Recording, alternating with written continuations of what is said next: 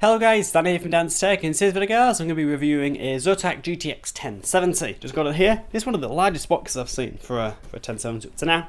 So we're going to be having a look at this card. This card features 3 fans. In terms of the cooling solution, it is quite thick. It's 2.5 slot. And then just for all the heat pipes kind of included, because that is typically a good indication of how well the cooling is going to, well, how good the actual cooler slapped onto the card is going to be. It does feature many heat pipes. So I am expecting this cooler to be very good, and because of that, you know, the factory overclocks Zotac I put on the card are quite high. In general, just because of the 3 fans, I think you're going to get some very good performance and also some very low noise levels.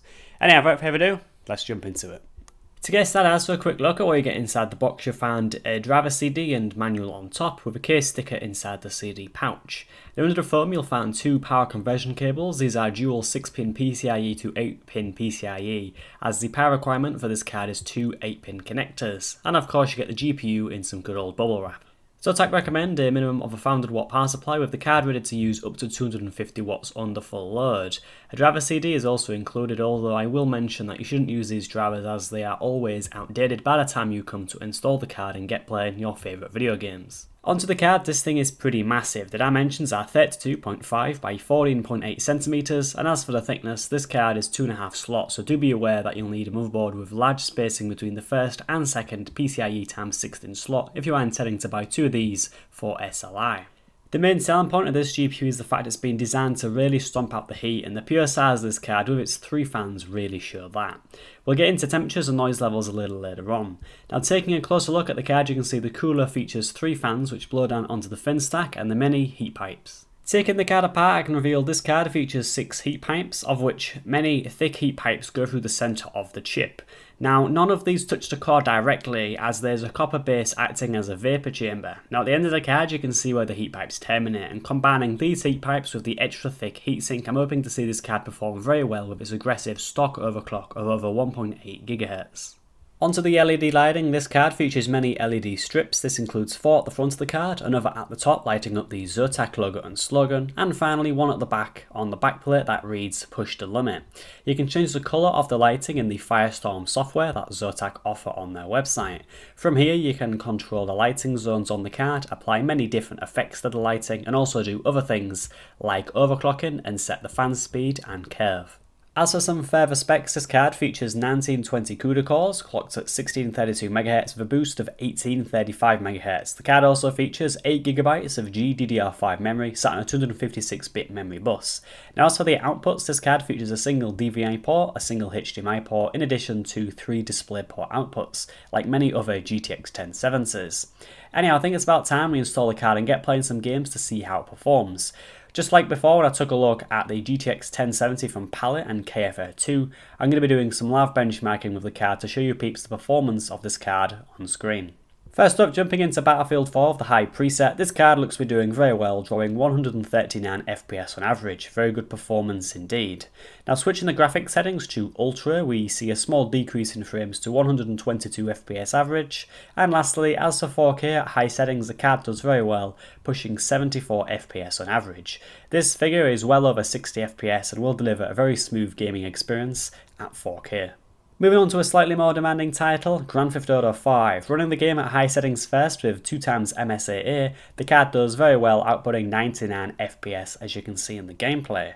Now backing out of the game and launching up again with all these settings now maxed, but with MSAA set to x4 instead of x8, the card was able to push 82 FPS. Moving on to my last test, that 4K with high settings set with 2x MSAA, the card does surprisingly well, being able to push 58 FPS on average. Next up we have Need for Speed 2016, which is a title optimised to work well with many Nvidia cards. First up we have all the settings set to high at 1080p with FXAA turned on. The 1070 can output 124 FPS on average. Now keeping it at 1080p but raising the settings to maximum with TAA, we see a decrease in frames to 109 FPS. Still an excellent frame rate. As for the 4K results, running the game at medium with HBAO and FXAA, the card was able to output 46 FPS. A little on the choppy side, however still very playable. I'd personally recommend playing at max settings at 1080p with this card. On to killing floor 2 of the Ultra preset, the 1070 flies over itself, averaging 150 FPS, the game's hard framerate lock. So changing the resolution to 4K and keeping all the settings at Ultra, the card is able to deliver a similar result to Need for Speed 2016 and pushes out 52 FPS on average. Pretty impressive, as you can't play most titles at maximum with the 1070. For both of these tests, the Nvidia Flex settings were disabled. And lastly, onto an actual benchmark. In Valley at 1080p with the Extreme HD preset, the card was able to deliver 97 FPS on average after testing the card 3 times. This is the highest score I've achieved with any GTX 1070 we've checked out up to now. As for the Maxim power draw, this is on the screen. For comparison, here is the Maxim power draw from the other GTX 1070s we've taken a look at in the past with the same hardware configuration. This includes an i7 4790K at 4.2 GHz, 16 GB of memory and many storage drives. As for the clock speeds, like many Nvidia cards, these were very consistent, averaging 1987 MHz, that's over 150 MHz, what Zotac claimed to be the boost clock for this card, which is more than fantastic to see. And lastly, as for temperatures and the speed of the fans, this is on the screen now. I was very impressed with the performance and the acoustics of this card, and overall is the fastest GTX 1070 we've checked out up to now. Take a listen.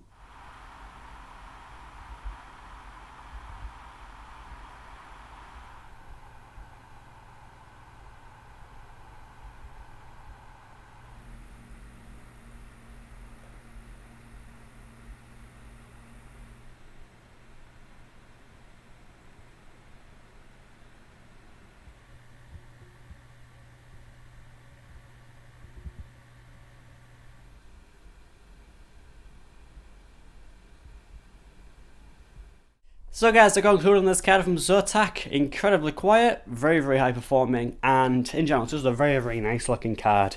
It is very quiet with the fans, and I think overall the design is just nice. You can tell Zotac have really attacked this card with just thermal mass, and the cooler on this card is just brilliant.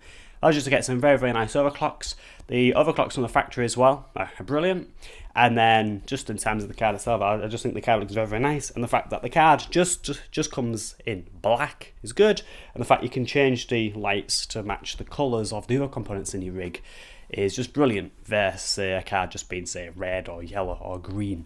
So that's one thing I really do like about the Zotac card. It's black, and you put the LEDs to the colours you want your card to be. And that, if anything, is how LED lighting should be. And yeah, I really don't have no gripes about this card, really. The one thing that might annoy some people is the fact it does require the 2 8-pins, just checking, yes it does. And yeah, just the sheer size. Many cases these days might only accommodate, say, a GPU that's, say, up to about this length, or maybe this length. But with this card being over 30 centimeters, you will really need to check your case to see if this will fit in. But I think most cases these days are generally quite large and do accommodate larger graphic cards. Just wanted to mention that near the end there. So guys, thank you very much for watching. I would recommend the Zotac card. It is a very nice card, quite beefy and quite heavy, and it does deliver some very nice performance. And as I've said, the acoustics are fantastic. But I think that's to be expected with all the heat pipes and the 3 fans. So guys, thanks for watching. Please feel free to like, comment, and also subscribe. You find an Amazon link for this card in the good old description, as well as a link to Zotac's website to find out many other specs that are high that I haven't mentioned, and many photographs and things like that. So guys, thanks for watching, and yeah, I'll see you guys in my next video. Goodbye.